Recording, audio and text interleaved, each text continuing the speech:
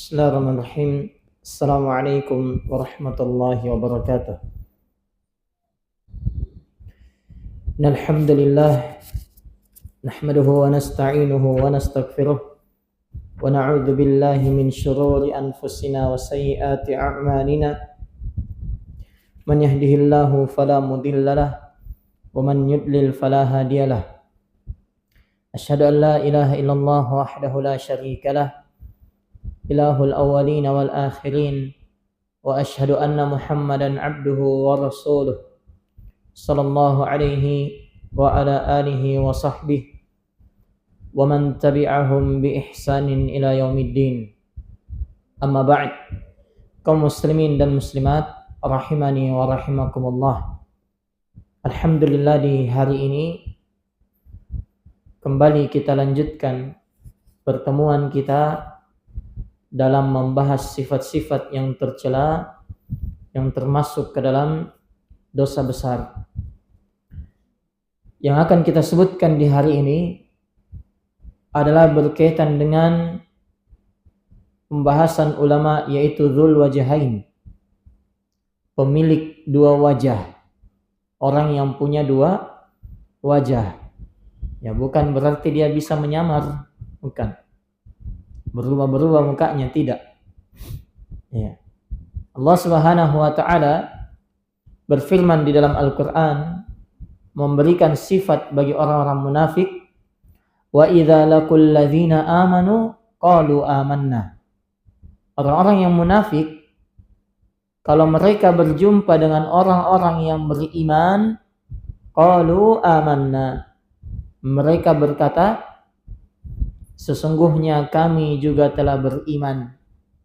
Ya, tapi kata Allah, wa idza khalau ila syayatinihim, kalau mereka berbalik, ya, bertemu dengan orang-orang sesama mereka, qalu inna ma'akum, mereka katakan kami ini sama kalian. Innama nahnu mustahzi'un, kami hanya sendau gurau terhadap orang-orang beriman, ya, bercanda saja. Nah, ini sifat yang tercela. Seseorang menemui si A dengan wajah A, ya, menemui si B dengan wajah B. Ini tidak jarang kita temui seperti ini. Tidak jarang kita temui seperti ini. Oleh karenanya seorang muslim harusnya kalau dia bergaul, bermuamalah dengan orang lain, ya, dia perlakukan sama saja seperti orang-orang yang selain daripada yang dia temui itu. Dan hendaknya kalau dia bermuamalah, ya, dia berbicara dengan orang lain, berperilaku dan bersikap dengan orang lain, itu dia harusnya yaltazimu taqwallah. Dia senantiasa di atas ketakwaan kepada Allah. Ya, jangan dia zalimi orang. Jelas ya? Dan dia harus jujur sesama orang lain. Dan yang paling penting juga adalah ketika seseorang bermuamalah, usahakan yang dia cari adalah ridha Allah.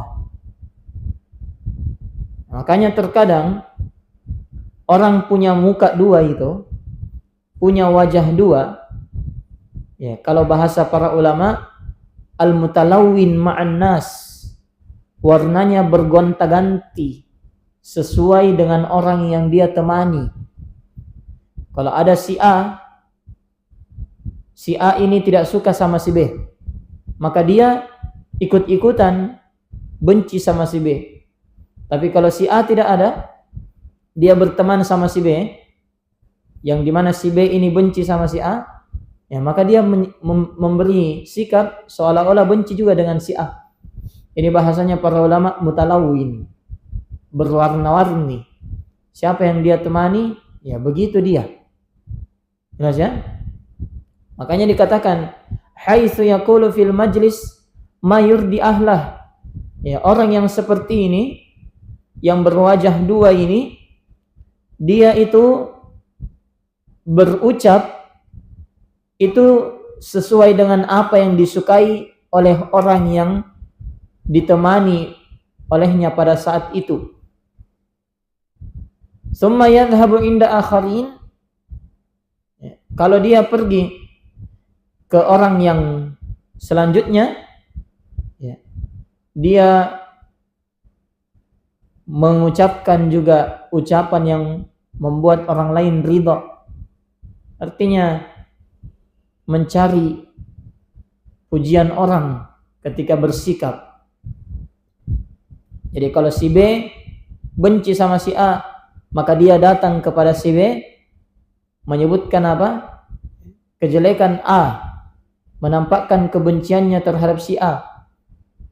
Dan inilah yang dibahasakan oleh para ulama sebagai hakikat dari kemunafikan.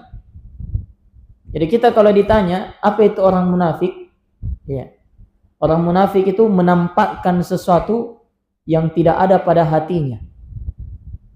Jelas ya? Inilah yang dibahasakan, orang yang bermuka dua itu orang munafik.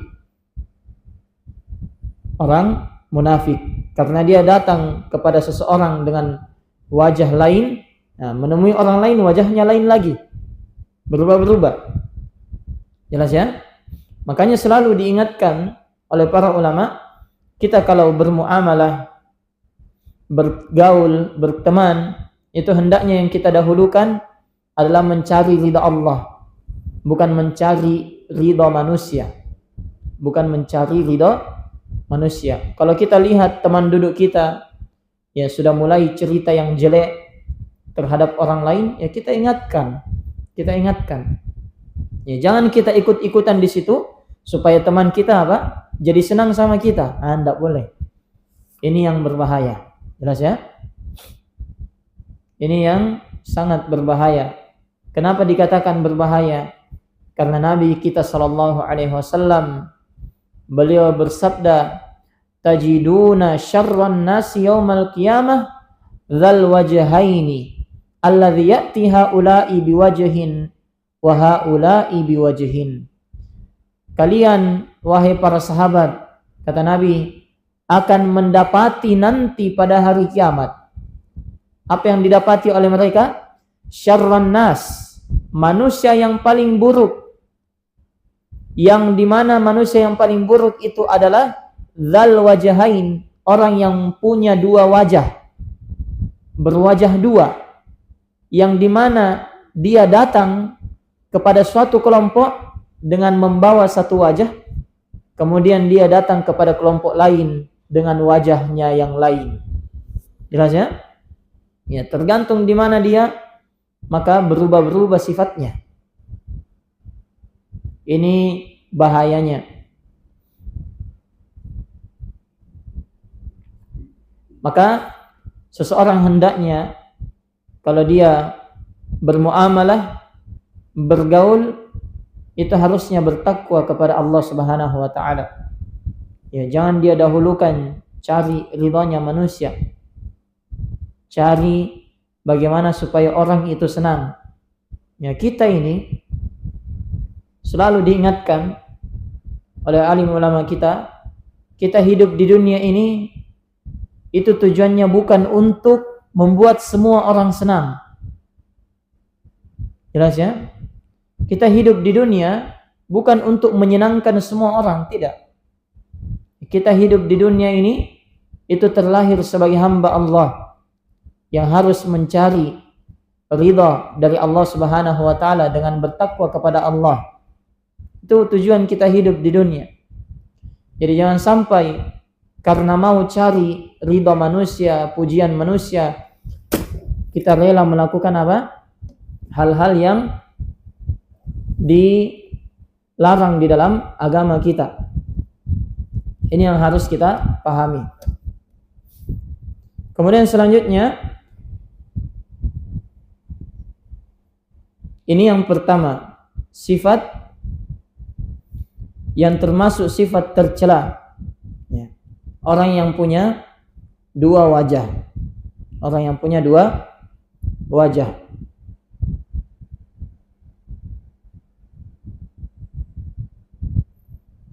yang dimana disebutkan juga dalam sebagian riwayat, orang yang punya dua wajah ini, itu dia punya dua lisan. Punya dua lisan. Kata Nabi kita sallallahu alaihi wasallam dalam hadis yang diriwayatkan oleh Imam Abu Ya'la, demikian pula At-Tabrani dalam Al-Awsat, kata Nabi, man kana dza lisanain, barang siapa yang punya dua lisan, ya, dia punya dua lisan, maka Allah Subhanahu wa taala pada hari kiamat, ya, akan menjadikan dua lisannya itu sebagai bagian dari neraka, diancam dengan neraka. Ya, dalam riwayat Bukhari Muslim dikatakan sebagai seburuk-buruk manusia. Ini orang yang punya dua lisan. Itu bahasa lainnya orang yang punya dua wajah. Ya, karena dia disebutkan, ya, oleh Syekh Shalih Al-Fauzan,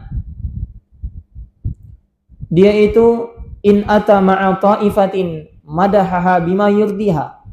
Kalau datang kepada suatu kelompok, dia memuji kelompok itu, ya, dan mengucapkan hal-hal yang membuat kelompok itu ridha. Wa in ata ma'a aduwiha, tapi kalau dia datang kepada musuh kelompok yang pertama tadi, madahaha, dia memuji musuh kelompok tadi, wa dhammal ula, dan dia cela kelompok yang pertama yang tadinya dia puji. Nah, ini namanya berlisan dua. Berlisan dua. Ini wali'adzubillah termasuk sifat yang tercela.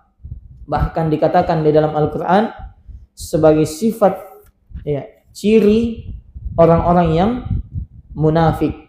Yang dimana Allah Subhanahu wa ta'ala itu telah menyebutkan orang munafik itu di dalam Al-Quran. Innal munafiqina, sesungguhnya orang munafik, fid darkil asfali minan nar, itu tempatnya di neraka bagian yang paling dalam. Itu tempat bagi orang-orang munafik. Maka harusnya kita periksa diri kita, jangan sampai masuk dalam dzul wajhain ini.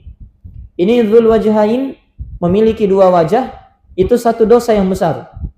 Ya, belum lagi dosa yang kedua yang masuk di situ, ya, yaitu dosa namimah. Nah, ini dosa lain lagi. Namimah, ya, mengadu domba. Mengadu domba orang. Kalau dia datang ke kelompok A, dia adu supaya berkelahi dengan si B. Kalau datang ke si B, dia berbicara supaya berkelahi dengan si A. Ini mengadu. Ini dosanya berkali-kali lipat. Ya, karena dia punya dua wajah, ya, dia juga mengadu domba orang lain.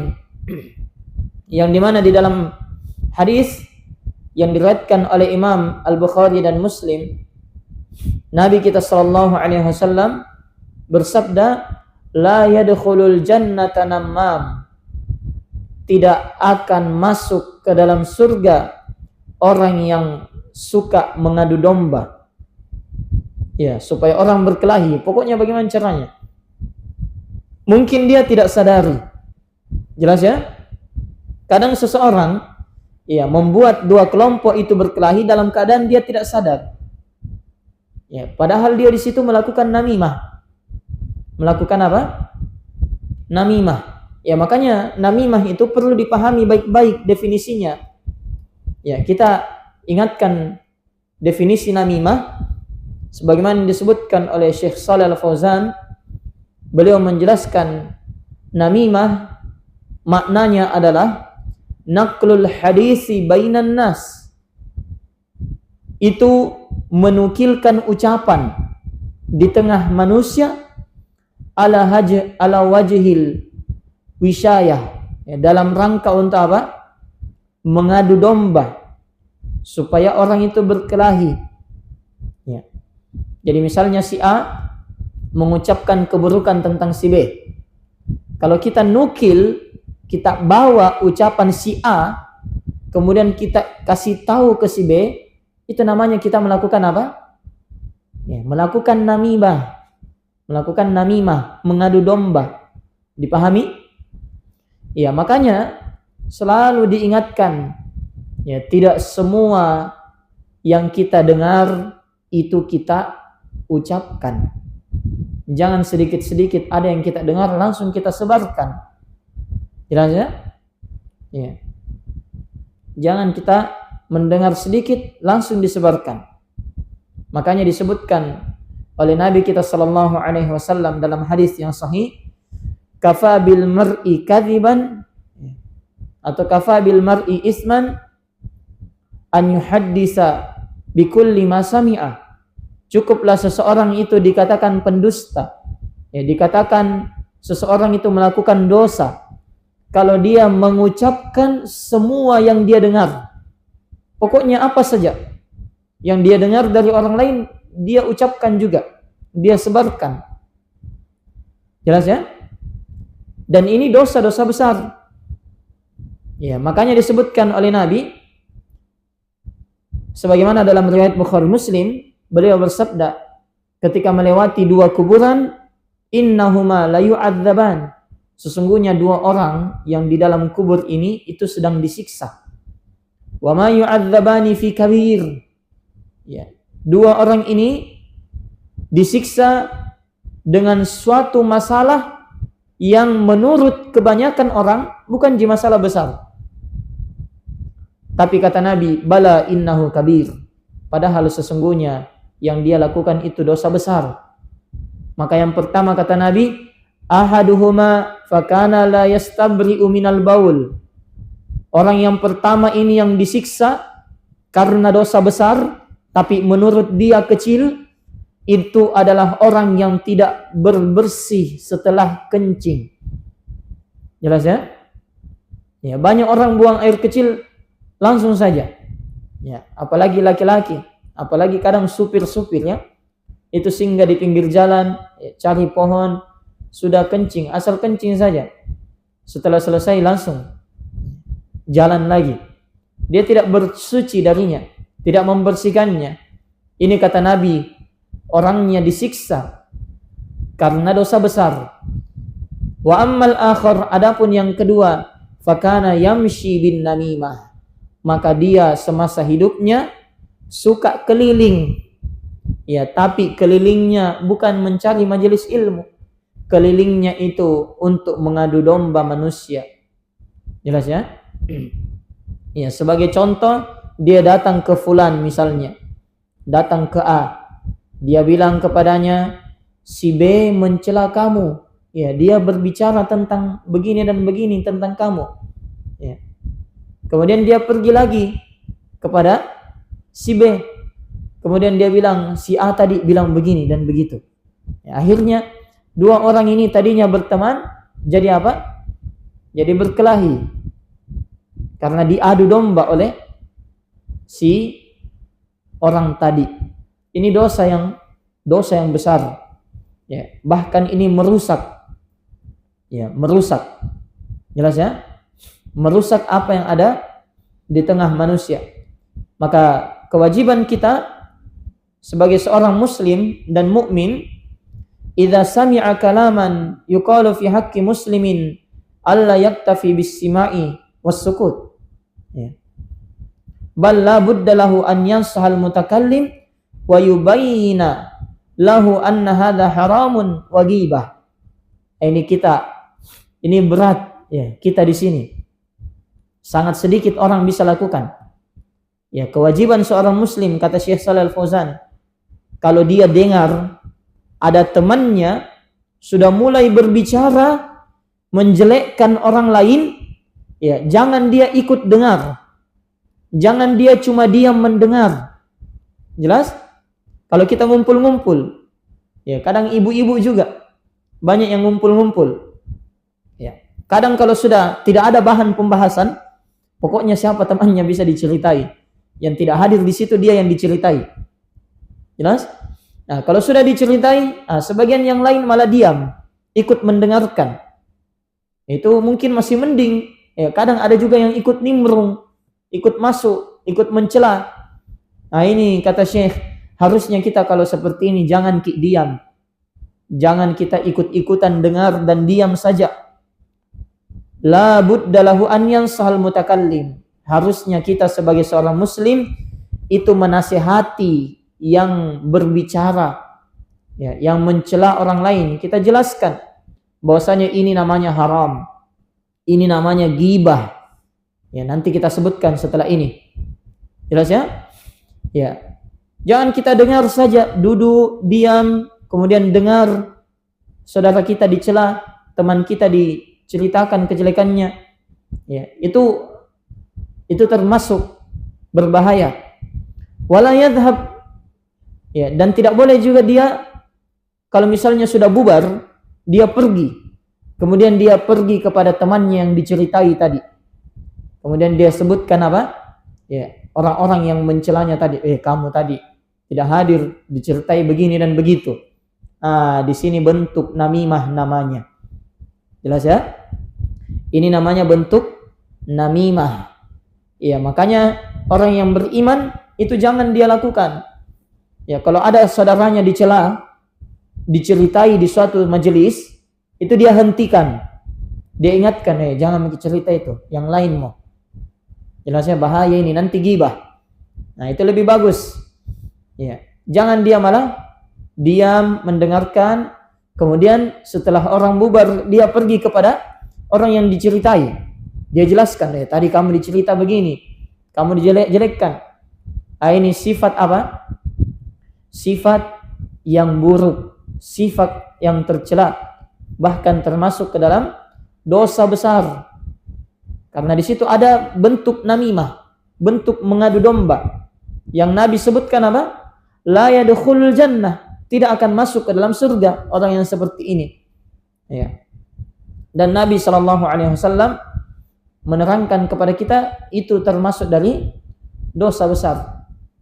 Ya, termasuk dari dosa yang sangat besar. Ya, makanya ketika kita ngumpul-ngumpul itu jangan kita cerita orang lain. Ya, jangan cerita-cerita masalah orang lain. Masalah orang lain biarkan jadi masalahnya. Ya, kita saja masing-masing punya masalah. Ya, selesaikan masalah sendiri saja. Jelas ya? Karena ini termasuk nanti kalau kita menukil, ya, kita dengarkan, kita diam, kita menukilnya setelah itu termasuk ke dalam namimah. Termasuk ke dalam namimah. Dan Nabi SAW juga menyebutkan, ala unabbiukum mal'ab. Kata Nabi, tidakkah kalian mau saya beritakan tentang apa itu sihir? Ya. Apa itu sihir? Maka para sahabat menjawab, bala ya Rasulullah. Ya, iya ya wahai Rasulullah. Maka Nabi menyebutkan di antara bentuk sihir, ya, di antara bentuk sihir, kata Nabi sallallahu alaihi wasallam, hiyan namimah alqalatu bainan nas. Di antara bentuk sihir adalah namimah. Ya, alqalah, yang seseorang itu berucap di tengah-tengah manusia. Artinya dia berucap untuk mengadu domba, berucap untuk merusak hubungan manusia. Itu dikatakan sihir namanya. Jelas ya? Ya, karena sihir itu hakikatnya apa? Yufarriqu bainan nas. Itu memisahkan antara orang. Ya, makanya orang kalau suami istri, ya, tadinya baik, ya, tentram, sakinah, tiba-tiba apa? Tiba-tiba ada masalah, tiba-tiba bermasalah, tidak ada angin, tidak ada hujan. Ya, langsung suaminya jadi benci. Nah, itu mungkin dia kena sihir. Jelas ya? Istrinya tidak terlihat indah lagi di hadapannya. Itu sihir untuk memisahkan dia dengan pasangannya. Ya. Makanya hati-hati dari namimah ini. Namimah, mengadu domba, termasuk dari dosa besar. Ya, termasuk dalam bentuk sihir. Bahkan kata Nabi, orang yang melakukan namimah tidak akan masuk ke dalam surga. Dan ini juga, ya, kalau seseorang, sebagaimana yang kita sebutkan tadi, kalau orang lain dicerita, itu kita tidak boleh tinggal diam di suatu majelis. Ya, karena itu termasuk dalam ghibah. Termasuk dalam ghibah. Nah, ghibah ini dosa lain lagi, dosa besar yang lain. Apa itu ghibah? Ya, ghibah disebutkan oleh Nabi kita sallallahu alaihi wasallam dalam riwayat Imam Muslim dari Abu Hurairah radhiyallahu taala anhu, Nabi kita sallallahu alaihi wasallam pernah menyebutkan, atadruna mal ghibah? Tahukah kalian wahai para sahabat apa itu ghibah? Maka para sahabat menjawab, Allahu wa rasuluhu a'lam. Hanya Allah dan Rasulnya yang tahu. Maka Nabi menyebutkan ghibah, dzikruka akhaka bima yakrah. Engkau menyebutkan sesuatu yang tidak disukai saudaramu. Itu ghibah namanya. Jelas?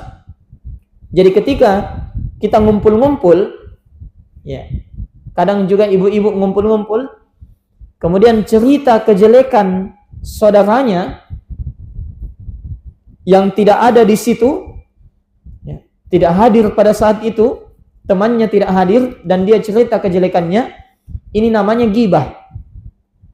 Maka pada saat itu ketika Nabi sebutkan ini, ada yang bertanya, ya Rasulullah, afara'aita, bagaimana pendapatmu, in kana fi akhi ma aqul, kalau kejelekan yang saya ucapkan memang benar. Jelas? Memang benar. Ya, ada misalnya ibu-ibu ngumpul, ya, dia cerita, hati-hati sama si fulana, sama si perempuan ini. Biasa dia chat suaminya orang. Jelas ya? Dia sebut kejelekannya. Hati-hati ini. Biasa dia bikin masalah. Hati-hati ini begini. Jelek dia sifatnya. Ya, ini sahabat bertanya, bagaimana kalau benar? Memang kerjanya begitu. Jelas ya? Maka kata Nabi, in kana fihi ma taqul faqad iktabta. Kalau betul, maka itulah namanya ghibah. Jadi kita menceritakan kejelekan orang dan kejelekan itu memang betul, itulah namanya ghibah. Jelas ya? Wa in lam yakun fihi faqad bahatta. Kalau kejelekan tentang dia yang kamu cerita itu sebenarnya tidak ada, itu namanya fitnah. Itu namanya fitnah. Dipahami? Maka intinya sebenarnya, ya, kalau kita mau selamat dari ghibah, jangan pernah coba-coba masuk dalam berbicara tentang orang lain. Jangan mungkin. Ya. Kalau sudah tidak ada pembahasan, mending tinggalkan majelis. Karena kadang kalau sudah habis pembahasan, yang dicerita itu kejelekan orang lain. Itu sifat manusia memang. Ya.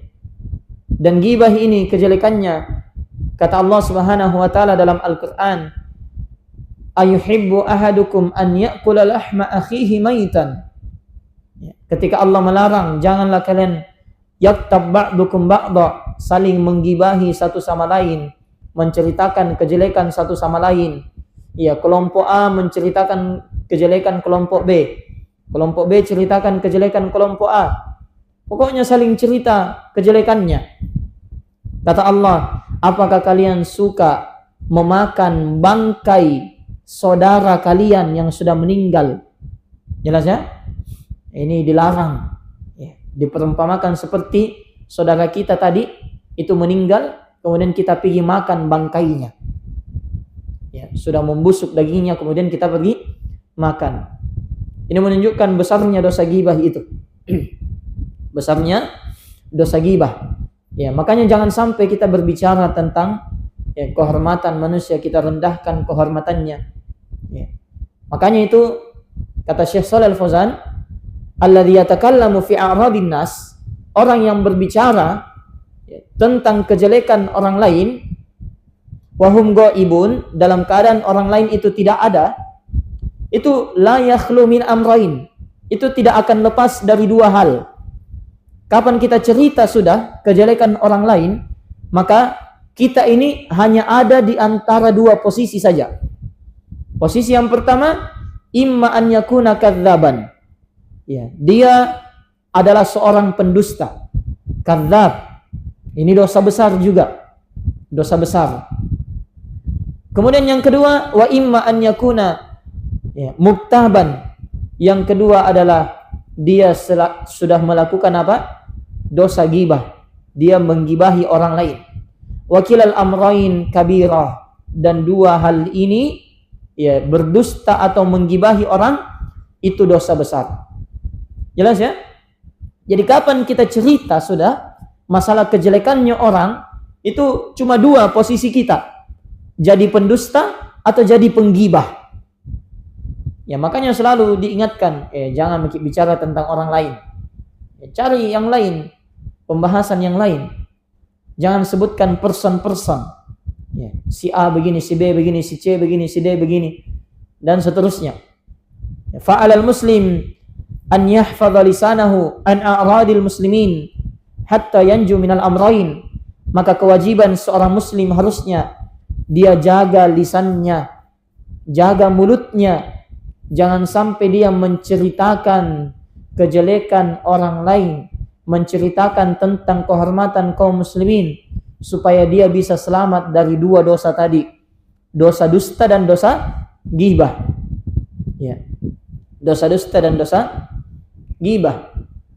Ya, makanya jangan sampai kita sebutkan. Ya, anggaplah misalnya kita datang cerita-cerita, ya, kemarin diminta siapa yang mau bersedekah untuk ini dan untuk itu. Ya, atau siapa yang mau menyumbang pembangunan ini, pembangunan itu. Ya, selesai, anggaplah sudah selesai. Besoknya ngumpul lagi. Nah, ketika si A tidak ada, orang-orang yang ngumpul di situ cerita, si A itu sekke, fulan bakhil, si fulan itu sekke, kikir. Masa dia sedekah cuma 10.000? Misalnya ya. Nah, ini jangan sampai seperti ini. Ini termasuk ghibah. Karena si fulan, si A, kalau dengar orang menceritakan tentang dia, bilang dia bakhil, ya pasti dia benci. Jadi intinya semua yang saudara kita benci, kalau kita cerita tentang itu, harus kita tinggalkan. Kapan kita cerita itu, maka itu namanya ghibah. Dan ghibah itu jamaah sekalian, itu sangat berbahaya. Karena disebutkan ghibah itu tuhbitul hasanat yaumal qiyamah. Itu akan menggugurkan pahala kita pada hari kiamat. Menggugurkan apa? Pahala seseorang pada hari kiamat. Ya. Oleh karenanya disebutkan dalam sebuah hadis, Nabi kita sallallahu alaihi wasallam pernah menceritakan bahwa sesungguhnya akan datang pada hari kiamat seseorang yang membawa banyak pahala. Pahala puasa, pahala sholat, pahala zakat, pahala sedekah, bahkan sebesar gunung pahalanya. Kemudian Allah Subhanahu wa taala menjadikan pahala itu bagaikan debu yang berterbangan. Tidak ada manfaatnya. Tidak tersisa pahalanya. Oleh karenanya disebutkan oleh Nabi, dia datang pada saat itu, qad syatama hadza, dia sudah mencela si fulan, wa akala mala hadza, dia memakan harta orang lain tanpa hak. Jelas ya? Itu termasuk dosa yang menghapuskan apa? Menghapuskan pahala. Ya, maka ketika kita duduk cerita, jangan sampai kita ceritakan orang lain. Itu namanya apa? Kalau kita ceritakan kejelekannya, itu sama saja kita menghapus pahala kita sendiri. Menghapus pahala kita sendiri. Dan sebagai seorang muslim juga harus dipahami, kalau kita duduk kemudian ada saudara kita dicela, ada saudara kita digibahi, hendaknya kita hentikan. Hendaknya kita apa? Hentikan. Ingatkan, harusnya jangan kita lanjutkan. Jangan kita duduk diam kemudian ikut mendengarkan, apalagi ikut menceritakan kejelekannya yang lain. Nah, kalau kita diam, kalau kita apa? Kalau kita memberhentikannya, ada saudara kita dicela, ada teman kita digibahi, kemudian kita hentikan orang yang berbicara, jangan cerita itu. Jelas?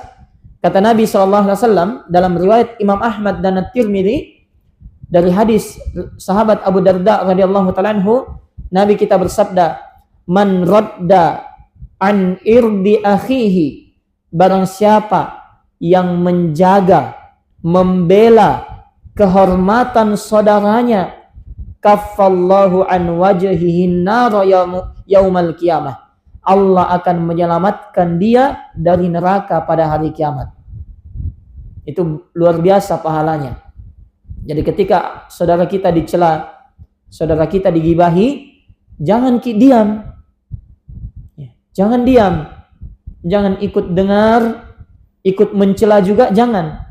Harusnya kita apa? Kita hentikan.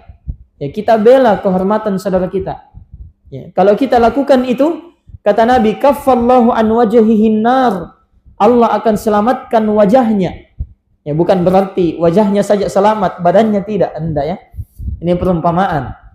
Ya, perumpamaan artinya kalau wajahnya saja selamat, apalagi ya, yang lainnya dari anggota tubuhnya. Ya, maka Allah akan selamatkan dia dari apa? Dari api neraka pada hari kiamat. Ini luar biasa pahalanya di sisi Allah Subhanahu wa ta'ala. Ya, makanya jangan sampai kita mencela orang lain. Dan juga jamaah sekalian, ketika kita duduk ya, menceritakan orang-orang yang tidak hadir di situ, ya, harus kita pahami belum tentu kita ini lebih baik darinya. Oleh karenanya di dalam Al-Qur'an dalam surah Al-Hujurat, Allah Subhanahu wa taala berfirman, "La yaskhar qaumun min qaumin." Jangan pernah suatu kelompok merendahkan kelompok yang lain. Ya, jangan mencela, merendahkan orang lain. Asa an yakunu khairan minhum. Karena boleh jadi kelompok yang dicela lebih baik, lebih tinggi kedudukannya di sisi Allah dibandingkan kelompok yang mencelanya. Wala nisa'un min nisa'in. Jangan pula perempuan mencela perempuan yang lain. Ini rahasia dari ayat ini dipahami ya, ibu-ibu sekalian. Ya, di ayat ini Allah menyebutkan tidak boleh suatu kaum. Itu suatu kaum sebenarnya mencakup laki-laki, wanita, masuk semua di situ. Tidak boleh suatu kaum mencela suatu kaum yang lain.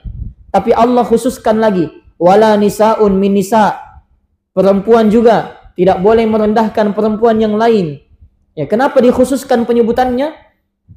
Ini menunjukkan apa?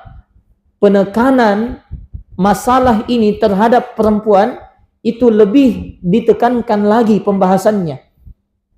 Jelas?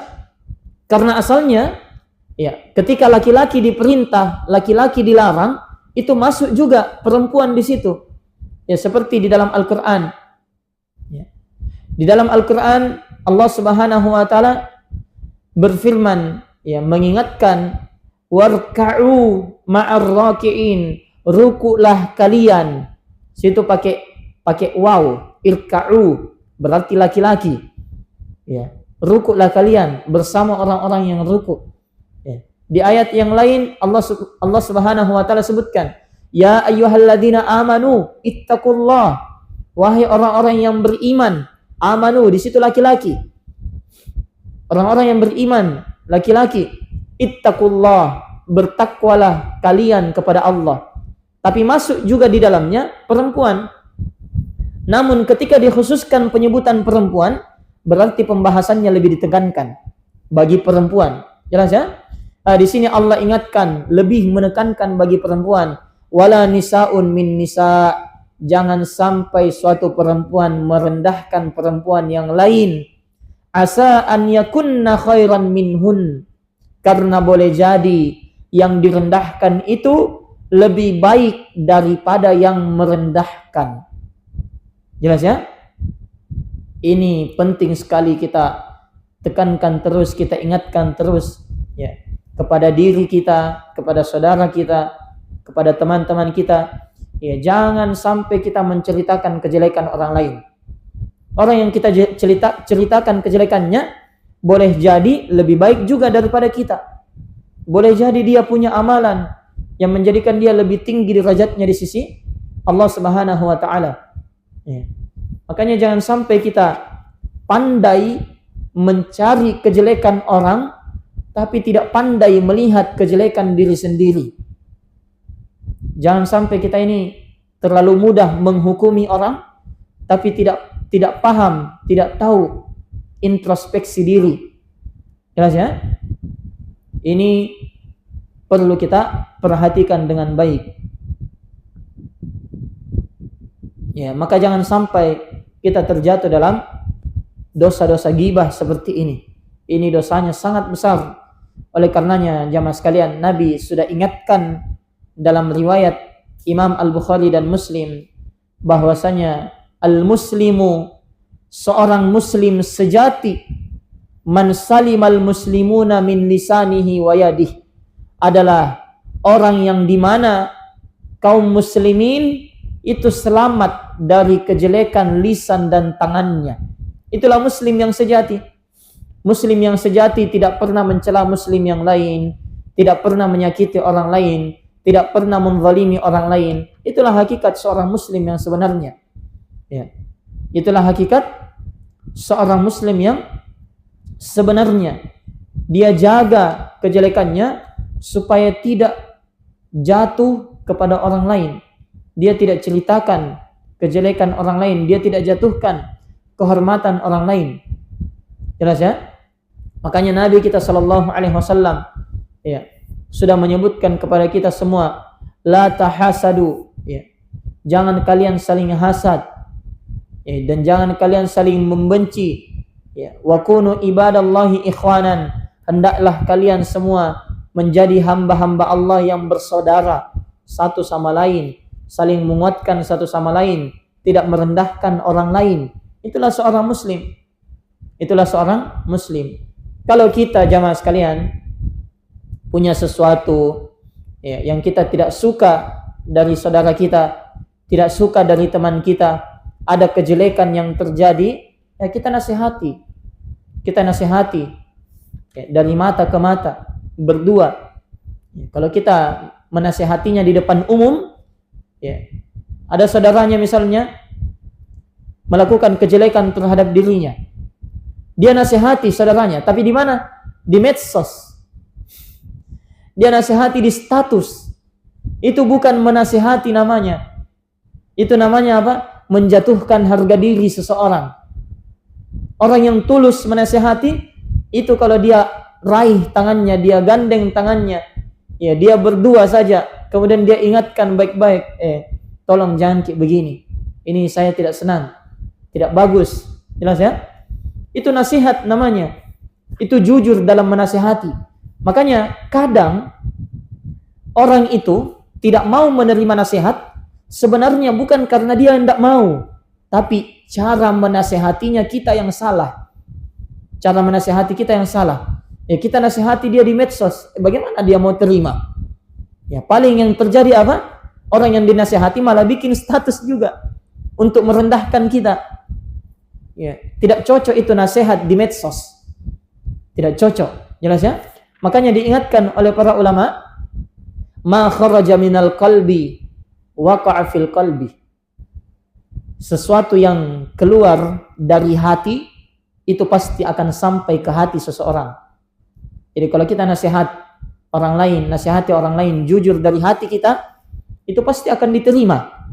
Di antara bentuk kejujuran kita dalam menasihati, kita nasihati diam-diam, kita nasihati sembunyi-sembunyi, bukan nasihati di media sosial, bukan kita nasihati di status WhatsApp, ya bukan kita nasihati di platform yang lain, di Instagram, di Facebook, bukan.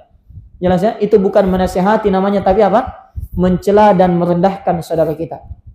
Maka ini hati-hati, ini termasuk dosa mengganggu orang lain, ya dosa merendahkan orang lain. Kata Nabi sallallahu alaihi wasallam dalam hadis yang sahih, ya ma'syara man aslama bilisani, wahai orang-orang yang berislam menggunakan lisannya, walam yadkhulul imanu fi qalbi, tapi iman belum masuk dalam hatinya. Bukti keimanan belum masuk di hatinya apa? La tu'dzul mu'minin, jangan kalian ganggu orang beriman. Kalau dia ganggu orang beriman, dia celah orang beriman, dia rendahkan orang yang beriman yang lainnya. Padahal jelas-jelas orang beriman itu ya kita kenal di atas kebaikan. Kalau dinasihati dengan diam-diam bisa dia terima. Tapi kalau kita rendahkan dia, ya, kata Nabi SAW, jangan kita cari-cari aibnya juga. Jangan kita rendahkan dan jangan kita cari-cari aibnya. Kata Nabi, fa innahu man yatatabba' awrata akhihil muslim, tatabba'allahu awratah. Orang yang mencari-cari aib saudaranya, Allah akan bongkar aibnya juga. Maka jangan sampai, jelas ya? Dan orang yang sudah Allah bongkar aibnya, Allah akan permalukan dia meskipun dia sembunyi. Jadi kita ini lisan kita dijaga betul. Ya, ini paling banyak ya, terjadi. Lisan ini menjatuhkan seseorang ke dalam dosa-dosa besar dan sifat-sifat yang tercela. Jelas ya? Ini mungkin ya, pembahasan yang bisa kita sebutkan. Ya, masih ada lagi pembahasan yang lain. Di antaranya yang akan kita sebutkan nanti, di antara dosa yang banyak juga terjadi yaitu juhudun nikmah. Ya, tidak mengakui nikmat, tidak mensyukuri nikmat yang Allah Subhanahu wa taala berikan. Dan ini banyak terjadi di perempuan juga. Ya, banyak terjadi di wanita-wanita, bahkan terjadi juga di kalangan orang-orang yang apa? Sudah kenal sunnah. Namun insyaallah taala kita akan sebutkan di pertemuan yang akan datang. Jadi kita cukupkan dulu. Tafadhal kalau ada yang mau bertanya.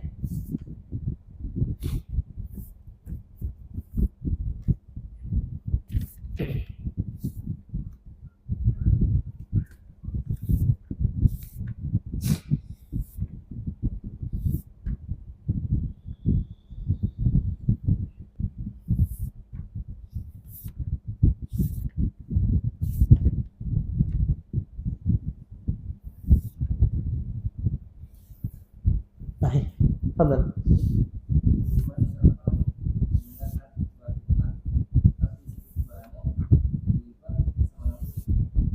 Hukum mendengarkan khutbah Jumat tapi khutbah Jumatnya isinya ghibah, namimah. Iya. Ini musibah juga.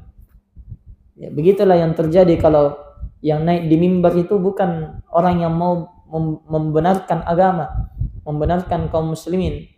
Yang naik malah apa? Orang-orang politik. Ya, biasanya kalau khatib naik di atas mimbar menggibah itu palingan masalah politik yang dia ucapkan, yang dia gibahi, pemerintah, kejelekan ini, kejelekan itu. Nah, kita kalau ya tidak tahu, ya mau bagaimana lagi? Ya masa kita keluar cari masjid lain. Jelas ya? Jadi pada saat itu ya, kita kalau bisa ubah sebenarnya itu diharuskan mengubah. Hanya saja masalahnya kita ini jamaah, ya bukan pengurus masjid. Kalau kita pengurus masjid, pokoknya angkat turun khotibnya. Ya pernah ada disebutkan oleh ustadz teman saya juga, ada yang menyebutkan ya pernah ada orang besar ya, ini orangnya badannya besar, naik di atas mimbar, ya padahal bukan dia yang harusnya ceramah. Pokoknya diangkat sama panitia, dikasih turun, digendong dikasih turun. Nah ini kalau kita sebagai panitia, tapi kalau kita bukan panitia, jelas kita terpaksa duduk di situ. Mau bagaimana lagi? Nah, maka kata Nabi sallallahu alaihi wasallam, "Man ra'a minkum munkaran falyughayyirhu biyadihi." Siapa yang lihat kemungkaran hendaknya dia ubah dengan tangannya. Fa illam yastati fa bilisani. Kalau tidak bisa dengan tangan maka dengan lisannya. Fa illam yastati fa biqalbi. Kalau tidak bisa dia ubah dengan lisannya, ya, maka hendaknya dia ubah dengan apa? Dengan fa illam yastati fa bilisani. Kalau tidak bisa dia ubah dengan tangannya maka dengan lisannya.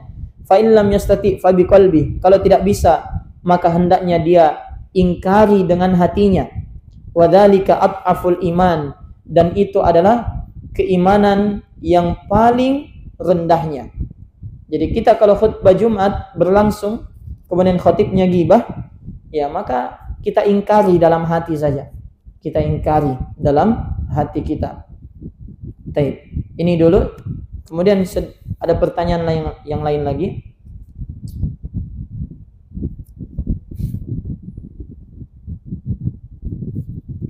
Ya, bismillah, bagaimana kalau kita menasihati keluarga lewat grup keluarga dengan ceramah.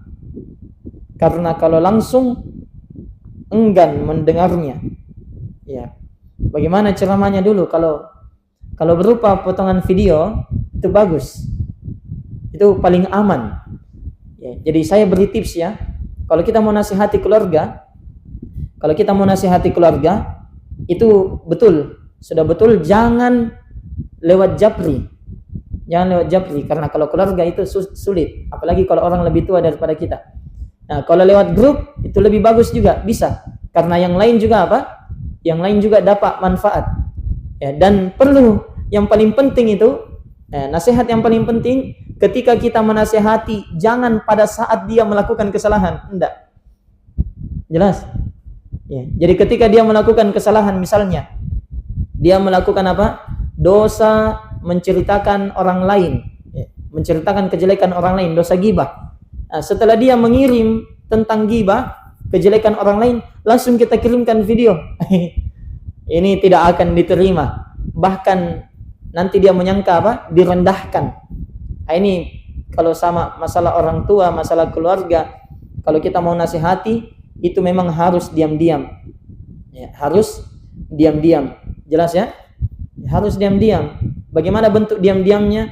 Ya, kalau bentuk diam-diamnya di sini bisa kita nasihati lewat grup, tapi ketika sudah berlalu pembahasannya, sudah lewat pembahasannya, sudah agak lama nih, sudah mulai dilupa, ya, baru kita kirimkan videonya. Jangan pada pas momennya, pas bikin masalah keluarga langsung kita kirimkan video ceramah, ya. Baku hantam jadinya di grup. Tidak jadi tambah baik. Jelas ya? Itu yang penting. Itu nasihat yang kalau kita mau nasihati keluarga, itu tipsnya. Dan kemudian selanjutnya, ya, Ustadz, bagaimana kalau kita diceritai apa yang kita lakukan, sedangkan apa yang diceritakan itu tidak benar? Ya. Kalau kita yang diceritai, alhamdulillah kita bersyukur. Kenapa bersyukur? Karena itu namanya apa? Tabungan pahala untuk kita. Tabungan pahala untuk kita. Kita ini tinggal bersabar saja. Ya, tinggal bersabar. Dan harus kita pahami juga, jemaah sekalian, yang namanya manusia itu tidak akan selamat dari celaan manusia yang lain. Selama kita jadi manusia, ya pasti akan ada orang yang senang, ada orang yang tidak senang. Kalau ada orang yang senang sama kita, jangan sampai kesenangan itu apa? Membuat kita berbangga. Dan kalau ada orang yang tidak senang sama kita, jangan sampai hal tersebut apa? Membuat kita juga berlaku zalim kepadanya. Harus bersabar. Harus bersabar. Ini tinggal bersabar saja. Ya, kita tinggal bersabar. Adapun masalah apa yang diceritakan itu tidak benar, ya, itu bisa kita klarifikasi ke orang yang apa? Yang cerita. Ya, kita klarifikasi, kita sebutkan ini sebenarnya yang dicerita tidak benar. Ya. Kalau kita tahu orangnya tidak mau menerima, ya tidak usah. Tinggal bersabar saja. Itu urusan dia dengan Allah nantinya. Yang jelas kita bersabar dapat pahala. Kata Syekh Mukbil rahimahullahu taala, "Ma salimallahu min bariyatihi wala nabiyul huda, fa kaifa ana?" Allah saja yang mulia, yang agung, itu tidak selamat dari celaan manusia. Ada yang mencela Allah punya anak, ada yang mencela Allah punya istri, ya, ada yang mencela Allah itu, ya, 1 dari 3 atau 3 dari 1. Jelas? Ya, wala nabiyul huda, nabi kita juga tidak selamat dari celaan. Nabi kita dicela penyihir, nabi kita dicela penyair, nabi kita dicela orang gila, tapi tidak ada istilahnya nabi marah. Ya, kata Syekh Mukbil, fa kaifa ana, maka bagaimana lagi kalau cuma saya ya, bukan nabi, ya, hanya manusia biasa, pasti akan ada yang celah. Tinggal kita bersabar saja. Kemudian ada yang bertanya lagi, bagaimana hukum menggibahi orang kafir? Ya. Bagaimana hukum menggibahi orang kafir? Tetap jangan menceritakan kejelekan orang lain, jangan. Jelas ya? Mau dia kafir, mau dia muslim, jangan. Dipahami? Ya. Kemudian bagaimana gibah yang diperbolehkan? Gibah yang diperbolehkan. Nah, ini gibah yang diperbolehkan itu memang ada beberapa gibah yang diperbolehkan oleh para ulama, sebagaimana yang dijelaskan oleh Imam An-Nawawi. Kata beliau, laisal ghibah fi sittatin, tidak termasuk ghibah dalam 6 perkara. Jelas ya? Dalam 6 perkara. Yang pertama yang tidak termasuk ghibah adalah mengadukan kezaliman orang lain. Ya, tapi kezaliman orang lain ini diadukan kepada penguasa. Misalnya ada istri dizalimi sama suaminya, jangan dia mengadu ke teman-temannya suaminya. Jelas ya? Ya, mengadu ke penguasa, mengadu ke pengadilan. Jelas? Itu boleh. Ya, ditanya istri, apa buktimu? Kamu dizalimi sama suamimu. Ah, ini buktinya. Diadukan, itu boleh. Itu tidak termasuk ghibah. Kemudian yang kedua, ya, adalah orang yang meminta pertolongan supaya kemungkaran itu dihilangkan. Ya, misalnya suaminya ini berbuat zalim. Ya, ada temannya yang mendengar sekali ini suaminya sama temannya. Ah, boleh kita kasih tahu temannya. Tolong nasihati tuh suamiku. Jangan begini dan begitu. Jelas ya? Itu boleh. Kemudian yang ketiga, minta fatwa. Minta fatwa, minta bertanya kepada ustadz, kepada hakim, kepada syekh. Boleh kita jelaskan. Jelas ya? Misalnya saudaraku menzalimi saya, ya bagaimana saya menghilangkan kezaliman itu? Itu diperbolehkan. Ya, kemudian yang keempat, mengingatkan kaum muslimin juga terhadap suatu kejelekan. Misalnya ada kejelekan yang tersebar. Ya, ada ustadz fulan yang mereka itu kalau berceramah bawa hadis palsu. Nah, maka boleh kita ceritakan, jangan kamu dengar ustadz fulan. Dia itu kalau ceramah pakai hadis palsu. Itu boleh. Kemudian yang kelima, ya, membicarakan juga orang yang terang-terangan melakukan dosa dan maksiat supaya orang tidak contohkan. Jelas ya? Kemudian yang terakhir, ya, tidak termasuk ghibah juga kalau kita menyebutkan kejelekan orang untuk menandainya. Untuk menandainya. Misalnya ya, ada masuk di perumahan, ya, ada Gojek masuk di perumahan. Dia mau cari, atau ada orang yang mau cari temannya di suatu perumahan. Dia bertanya ke satpamnya, "Pak, di mana rumahnya Muhammad?" Ya, orang satu perumahan ada 10 Muhammad di situ. Jelas ya? Ini satpamnya tanya, "Muhammad yang mana?" Nah, maka ini yang cari temannya, boleh dia bilang, "Oh, Muhammad yang pincang, oh Muhammad yang buta, oh Muhammad yang begini." Itu boleh dia sebutkan kekurangannya. Jelas? Itu ghibah yang diperbolehkan. Jadi ada 6. Kemudian, apakah hal ini termasuk perkara hasad ketika saya iri dengan ummahat yang dapat menghadiri majelis ilmu atau kajian sementara saya tidak bisa karena ada sesuatu dan lain hal? Ya, insya Allah tidak masuk hasad, karena masuk dalam ghibtah. Masuk dalam ghibtah. Allah berikan nikmat kepadanya, ya, kemudian apa? Dia gunakan nikmat itu untuk, ya, meraih ridha Allah Subhanahu wa taala. Tidak masuk hasad insya Allah. Kemudian selanjutnya, bagaimana menyikapi teman yang hasad kepada kita? Ya, kita nasihati saja. Kita nasihati saja. Ya, kalau tidak mau, ya sudah. Ya, antara dia dengan Allah Subhanahu wa taala. Intinya jemaah sekalian, dalam hidup itu begini. Dalam hidup itu mudah. Ya, bagaimana caranya? Kita lakukan kewajiban kita. Itu intinya. Kita lakukan kewajiban kita. Apa yang harus kita lakukan, kita lakukan. Apa yang harus kita tinggalkan, kita tinggalkan. Kemudian apa yang menjadi hak kita, yang harusnya kita miliki, ya, kita tidak boleh digibahi, kita tidak boleh dihasadi oleh orang lain misalnya, itu biarkan, serahkan kepada Allah. Karena apa yang menjadi hak kita, Allah akan berikan. Mau di dunia ataupun di akhirat, nanti tetap Allah akan kembalikan hak kita. Sama antara suami dengan istri. Kalau istri tidak diberikan haknya, cukup dia lakukan saja kewajibannya. Kalau dia tidak dapatkan haknya di dunia, Allah akan berikan haknya di akhirat. Itu hidup mudah. Rumus hidup mudah sebenarnya. Lakukan kewajiban, kalau masalah hak kita serahkan kepada Allah.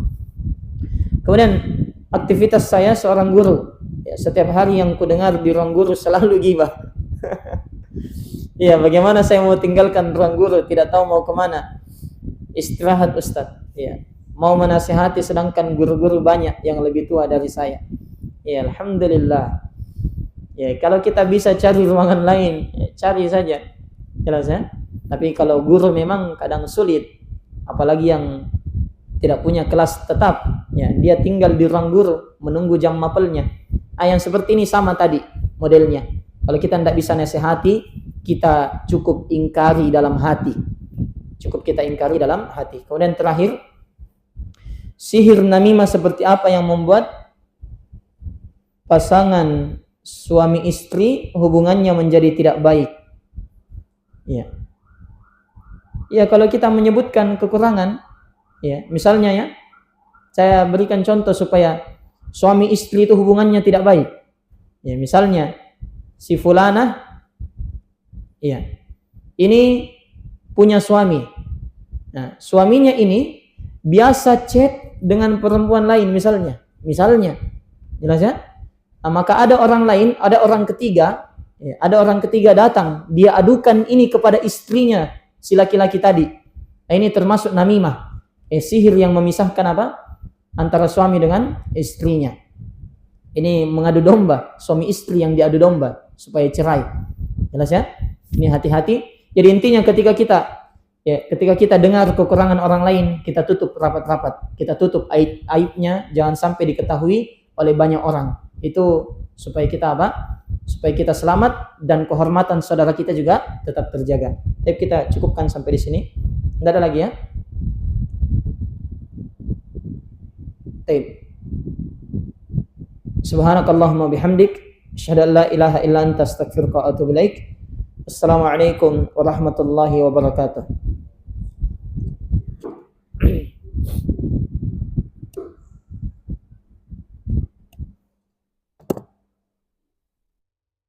Ada minta?